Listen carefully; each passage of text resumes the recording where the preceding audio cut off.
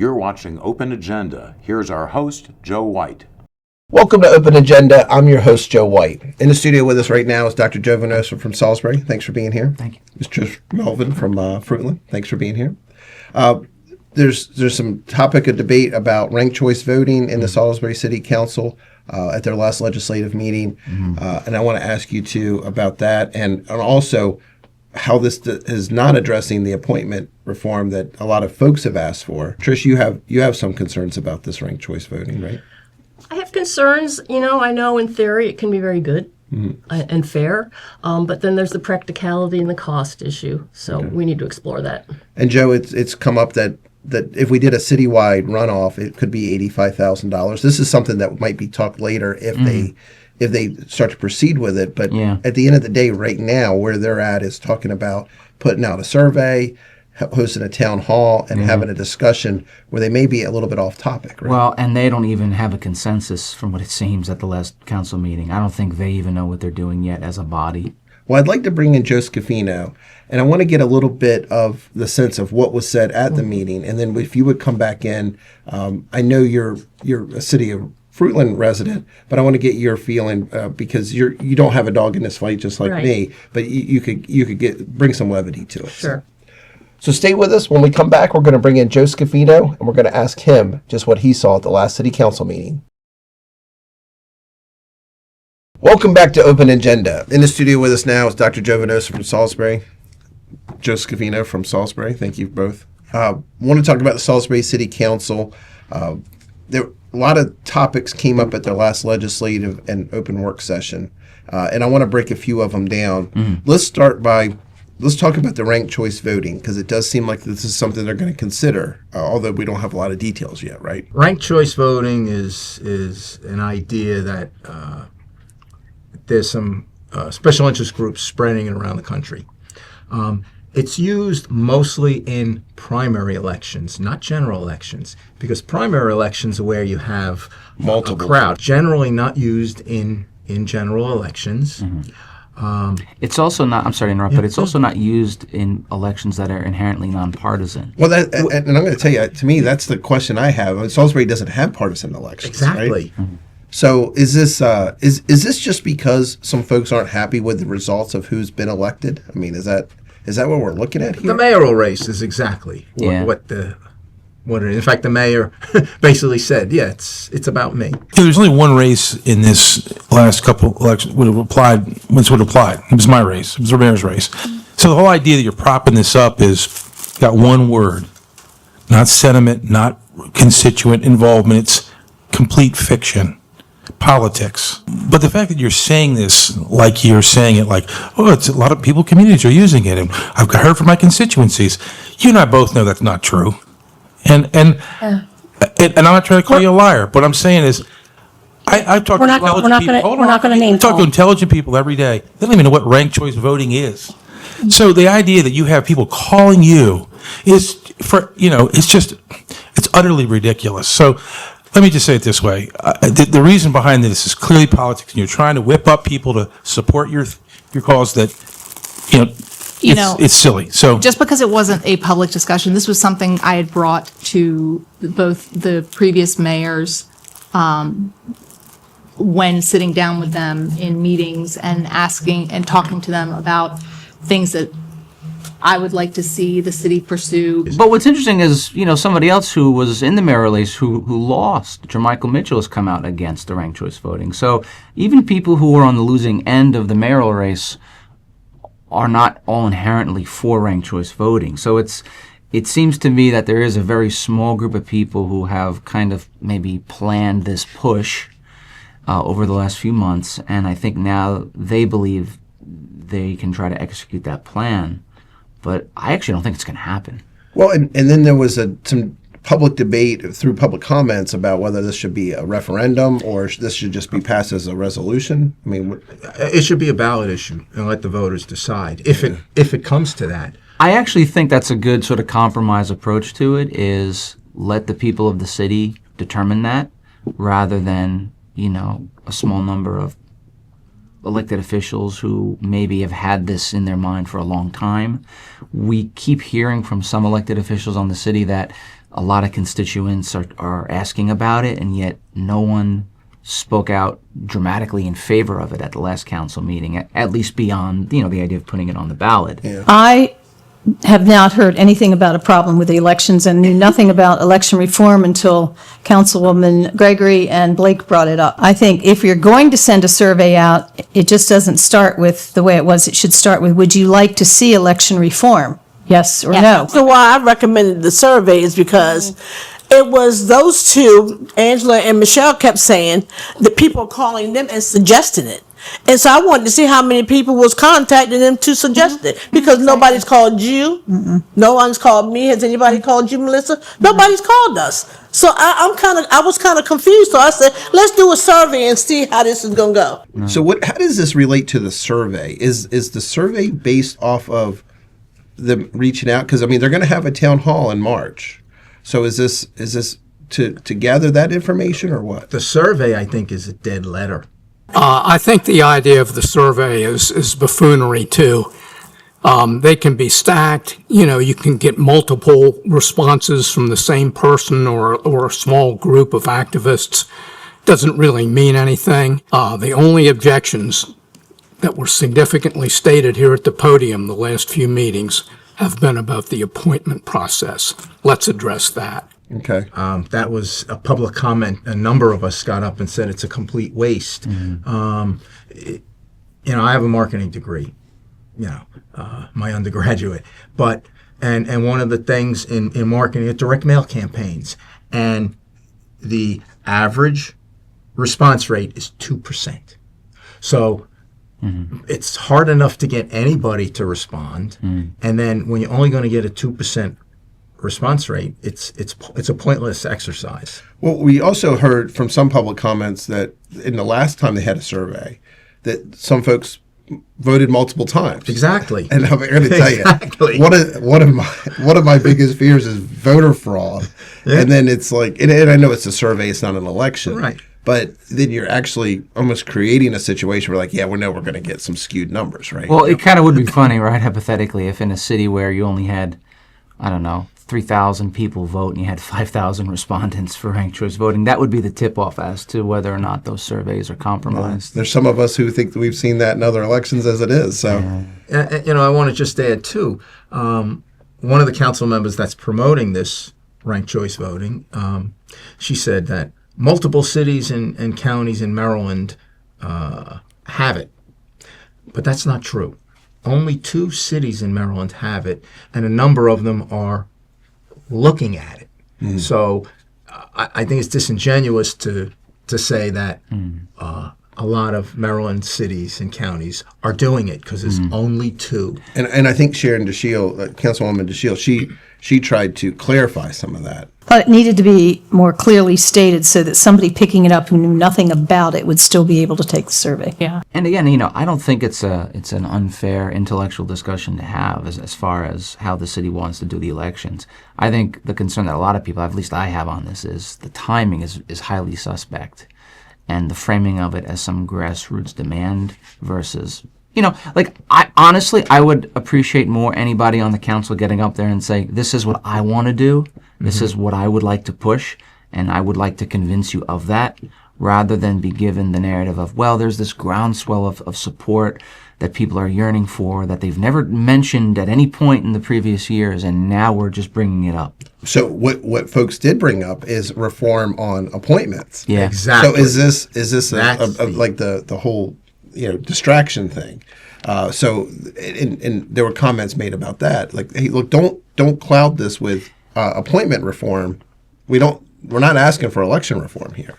Well, and ironically, I think Melissa Holland had said that, of all people. Yes. And credit to her, because I myself was quite publicly skeptical about whether or not, she would be an independent mind on the council. Ever since I took the seat, what I heard from the community was there was a problem with the appointment process. That's the one thing I was going to ask about. There was nothing on there. I get that, but let me finish where I was going with it.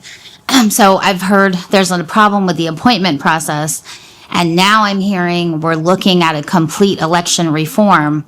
So I guess I'm very unclear because the citizens that have reached out to me have only talked about the process for appointment. And what I would like to know about the process for appointment, doing a special election, I want the numbers. I want to see how much it costs and how we can budget that in order to have the money for a special election. I have not heard the voters say there's a problem with the actual election itself. And I'm just unclear how we went from changing an appointment process to possibly an election, special election, to now we're bringing up all these groups are coming together and giving us information. If you're going to do a survey to poll, you can't put it on a Facebook page. You can't throw it on a website and say, do a poll. And we got 2% of Salisbury to respond to it. I commend Melissa Holland for, I think, sticking to the issue rather than going along with a faction. She was very explicit in that, she said people have come out to voice concern over the appointment process. They have not come out to talk about ranked choice voting. But talking about distractions, how hard is it to have a very important conversation about ranked choice voting and appointment reform when you have such distractions coming from Angela Blake and Bill Gregory? I mean, are you referring to her Facebook post? her Facebook post, it to me, is just way out of bounds. Not because of her opinion, which she's welcome to for how she feels about the government, but at the end, in this, we've seen this time and time again.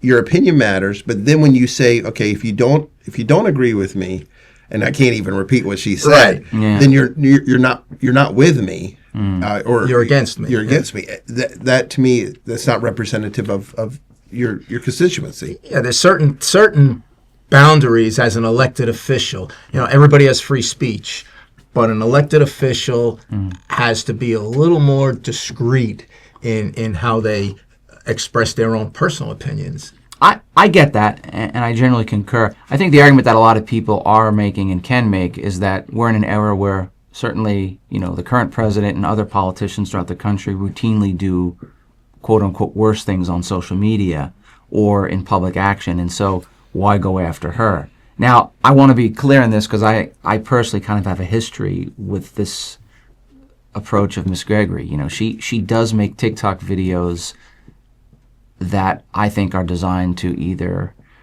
be provocative or, in my opinion, just be mean-spirited. I've said this before. Well, and there's one argument I'll make against what you just said. Sure. And I'm not necessarily disagreeing with you. Yeah. None of their constituency elected them to deal with national issues. That is true. So you need stay in your lane to a degree. I mean, if by chance, as a citizen of the United States, you want to have an opinion, I support that, whether I agree with you or not. Mm-hmm. But from your political platform, if you're elected for the city of Salisbury, you need to fight for your entire constituency. When you're signaling out 48 to 52% of them and slicing them off, then you no longer are showing that you're willing to represent them. Well, I agree. And maybe this goes to the bigger issue, is that I think some politicians, regardless of whether they're on the left or the right, I think they use the national stuff and they use social media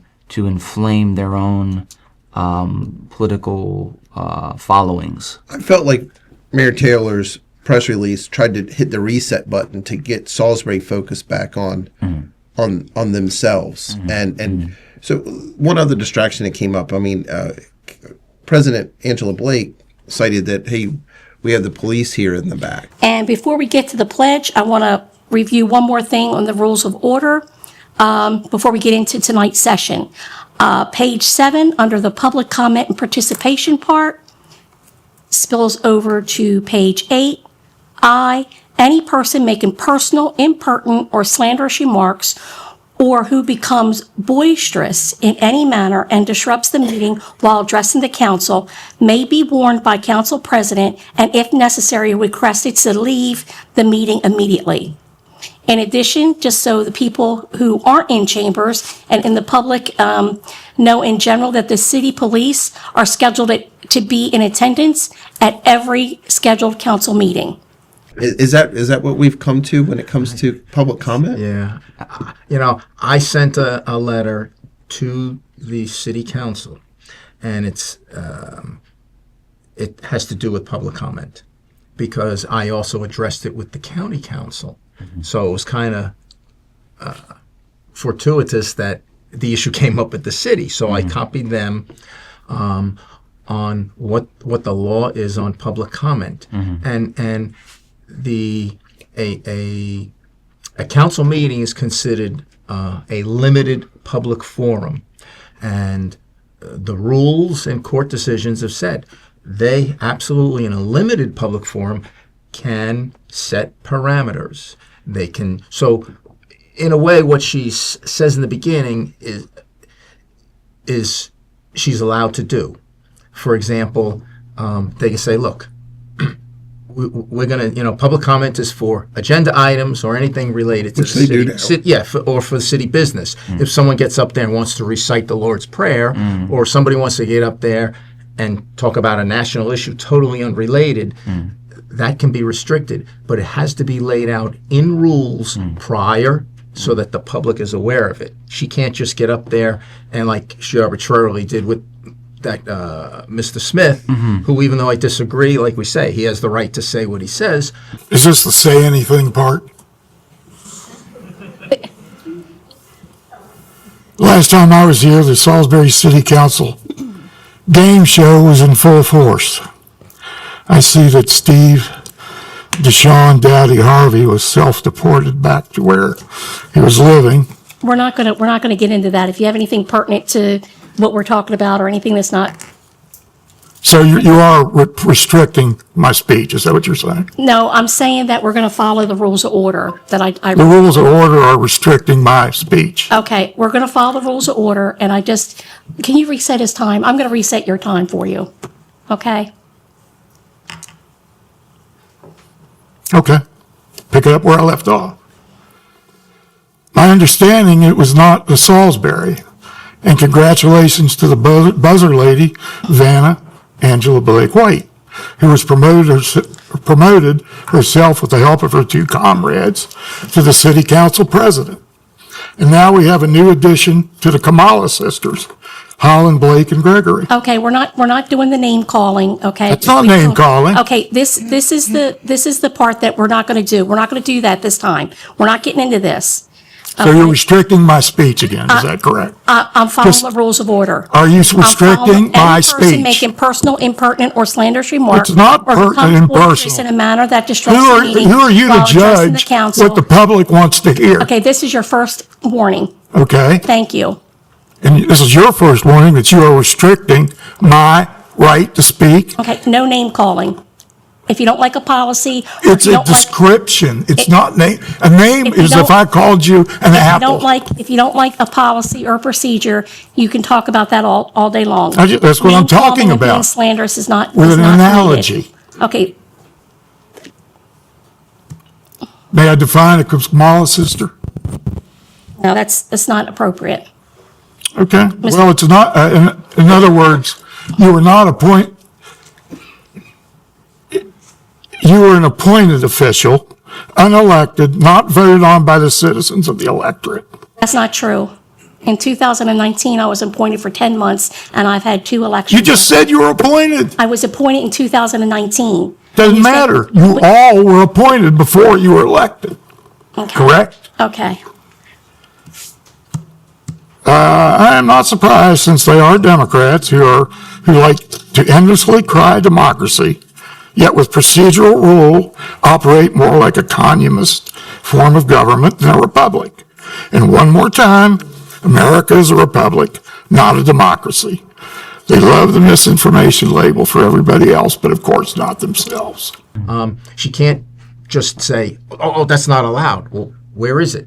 So it has to be, I made it clear in my letter, you can do that, but you need to make it clear to the public. And that lack of clarity is important because with some of the interactions that I've seen, and it wasn't just last week, but even with previous city council meetings, Council President Blake, if she doesn't interrupt somebody, which has happened, she will actually almost engage in a back and forth with them while they're talking.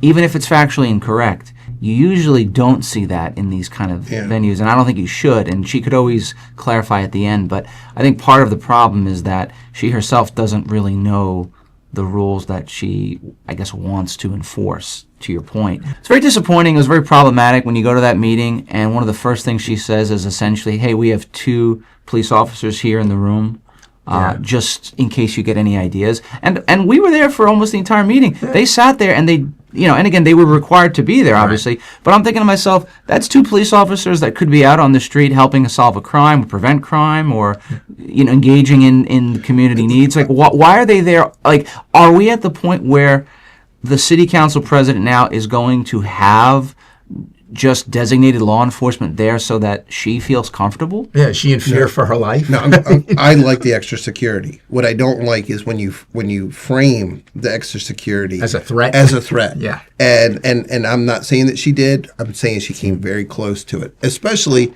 and I may disagree with you about what other people can have for public comments, but at the same time, put the rules out there. Don't have a double standard. Just one set, make it transparent. So, thank you both. I appreciate it. I want to bring Trish Melvin back in, and I want to talk to her. She's somebody who watches a lot of this stuff, and she has good perspective coming from the city of Fruitland. So stay with us. When we come back, we're going to bring in Trish Melvin and see what she has to say about the Salisbury City Council. Welcome back to Open Agenda. Joining us back in the studio now is Trish Melvin from Fruitland. Thanks for coming back. Dr. Venosa, thanks for sticking around. Sure thing. So it was great to have a chance to talk to Joe Scafino. I know he's very active with attending Salisbury City Council meetings. We had a chance to talk about the ranked choice voting, the survey, and maybe some of the distractions that some of the council folks are causing with their outside rhetoric or even police threats. Trish, I want to see, do you feel like the folks in the city of Salisbury should be gaining enthusiasm behind how their government is progressing towards their goals, or is this spiraling into chaos? Well, the introduction of the ranked choice voting topic does throw a variable into a discussion that's already existing, or a problem that was already raised with the appointment process. And so probably isn't the time to bring in the ranked choice voting to force that on the people, or even ask them what they think of it. Ranked choice voting, I understand the impulse completely, because everything I've read indicates it's fair and gets more people feel that they've contributed to the outcome. But in practicality, my opinion is that Salisbury's not the place for it. Yeah, I'm very skeptical of ranked choice voting. But to your point, and even to Joe Scafino's point, it has to be because there's a bottleneck. And I would agree. Mayor Randy Taylor said, look, we're having a hard time getting 2 people to run in these districts. The idea that when we went to districts, we can barely attract 2 people to a race. So the idea that you've been chasing ranked choice voting for the last 8 or 10 years, it's like a dog chasing a bumper. It's like, what the hell? What the hell are we doing? All right, Why would we need to do that? I have 2 concerns. One is the fact that it is almost always used in a very different kind of electoral system than what we have. As I've said before, it's typically reserved for closed primaries as a way to kind of get people to, to your point, to sort of maybe have more citizen input and buy-in for who they want to see, rather than say, well, it's either this person or no one. If you got 3 people, you can kind of make a staggered series of choices.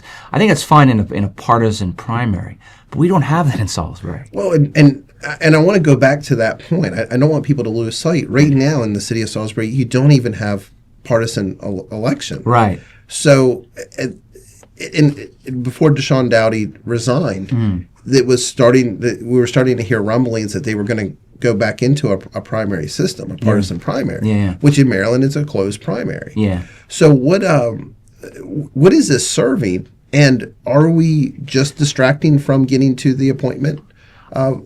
reform that we want? It's definitely a distraction from that, because that was the one thing that came up in a big way in the last few meetings. So there's clearly, and this is my thought, I think for the moment, let's pretend that we're thinking about it from the perspective of Council President Angela Blake specifically. In her mind, she's probably thinking, well, we'll give them the appointment change, but in exchange, we want the ranked choice voting so that in the future we can avoid a situation like what we had in 2023. I think that's what she thinks. They're really just rebuffing getting a Republican mayor. I think so. And again, I'm not a Republican. I want to be clear on that. But one of the beauties of a nonpartisan election is that people can judge both the candidates and what they do in office based on the action. So, for example, Sharon DeShiel, who's my council person, she's also my neighbor, she's a Republican, but I gotta tell you, she's got tremendous support across the aisle. There are incredibly progressive people who would never vote maybe for a Republican at the state level, but who think she's doing one of the best jobs they've ever seen on a council, because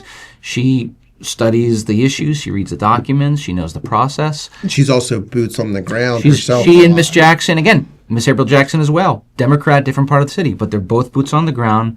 They're both people first, and they are not partisan. And I think if you alter an electoral process to not only put the ranked choice voting in, but also to frame it in a partisan way, I think not only are we going to lose something, we're going to gain something. And that the thing we'll gain is the kind of toxicity that we're seeing elsewhere. And my concern is that if I had to explain it to a room full of people and be accurate about all the potentialities and the different ways that it could play out, I don't think I could do it. I wouldn't trust myself to explain it accurately to voters. Yeah. That was one thing that got my attention. Another thing, I heard a discussion about a survey to see what the voters want. And I feel that bad information is worse than no information. And one of the public commenters, Ms. Bratton, brought up, she made a very good statement about the fact that it has to be statistically sound and you have to ask the same question in different ways to get the numbers that you can base the statistics on. Bottom line, bad data is worse than no data, because if you have bad data and you take the survey and you run with it, you're making assumptions and you have confidence that this is the correct information. Confirmation bias. When you see the outside distractions from Michelle Gregory with the Facebook post, does that instill any confidence in that she's got a Salisbury first mentality, or is this really just protecting free speech? I suspect that she probably anticipated all the feedback that we're getting. Everybody's just falling into what she, intended. Yeah. So attention seeking. Yeah. I mean, again, I agree with the sentiment, but isn't that a tell though? I mean, if all you have when faced with some major hurdles, appointment reform or even election reform, if that's what you believe the city of Salisbury needs, and then you distract everybody with a national political and issue. What's interesting about that, it's almost a mirror opposite of what the county executive, Julie Giordano, did. Because when she was rebuked in a quite embarrassing and troubling way for her with the veto override on the audit, what issue did she go to for national political riling up? She went to the prayer review. So Julie Giordano goes to public prayer to rally her base, and you could argue Michelle Gregory goes to her base, as it were, on the issue of ICE. I don't mean to equate them as the same thing necessarily, because I know that for different people they're very different things. But I do think if you're looking at it from the outside, what is the one common theme in this whole series of episodes is that people are trying to gain street cred on national, political, cultural issues and topics rather than things that are inherently local. And now again, I want to be clear. I don't think that means people's views on those issues don't matter. Yeah. A lot of people have deeply held convictions about what ICE is doing, immigration policy, public prayer, they're all of faith and religion.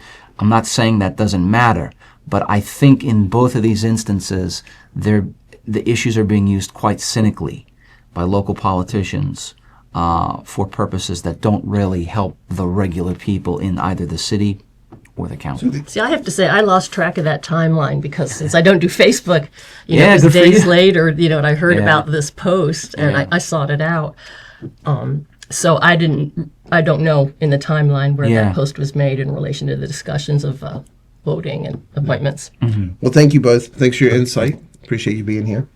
Thanks for watching this episode of Open Agenda. We'll be back later this week with another new episode.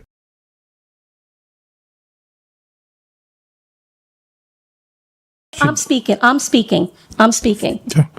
Okay, well, you had your turn. Now it's my turn.